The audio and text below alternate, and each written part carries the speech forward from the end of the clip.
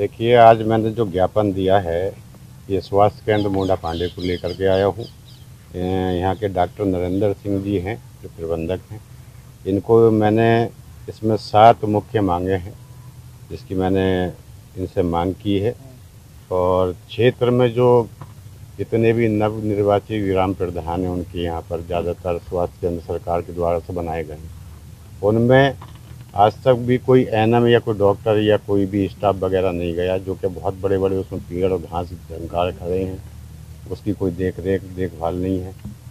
और मैं इसी चीज़ को लेकर के ज़्यादातर आया हूँ, क्योंकि क्षेत्र में इस वक्त वायरल का प्रकोप शुरू हो गया है। जगह जगह बीमारियाँ जो पनप रही हैं, और उसकी दवाई वासियों पे, क्योंकि पिछले लॉकडाउन के मारे हुए हैं, कोई कारोबार नहीं है, कोई रोज़गार नहीं है।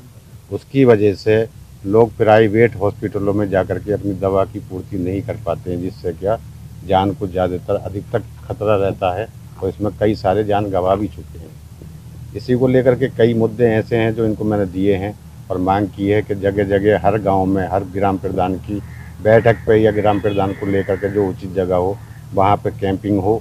उसमें जो है मलेरिया की, डेंगू की, ये सारी दवाओं की सुविधा करी जा।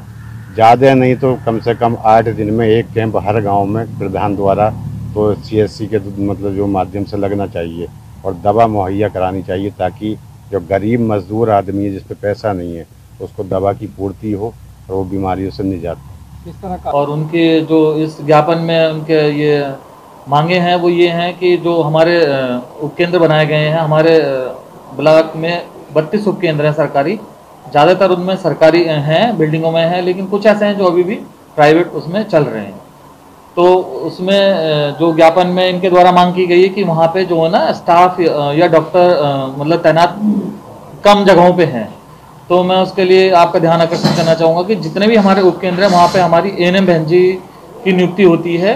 वहाँ पे वही कार्य करती हैं, टीकाकरण करती हैं वहीं पे, और वहीं पे ही जो वेचडी डे होता है बुधवार शनिवार को, वो किया जाता है। लेकिन हमारे अभी स्टाफ 6 लोग एलएचबी की ट्रेनिंग के लिए कहीं बाहर ट्रेनिंग के लिए गए हुए हैं, और अभी हमारे पास इस समय 19 स्टाफ हैं जो कार्य कर रहे हैं, जो हमारी एएनएम बहन जी वो कार्य कर रही हैं।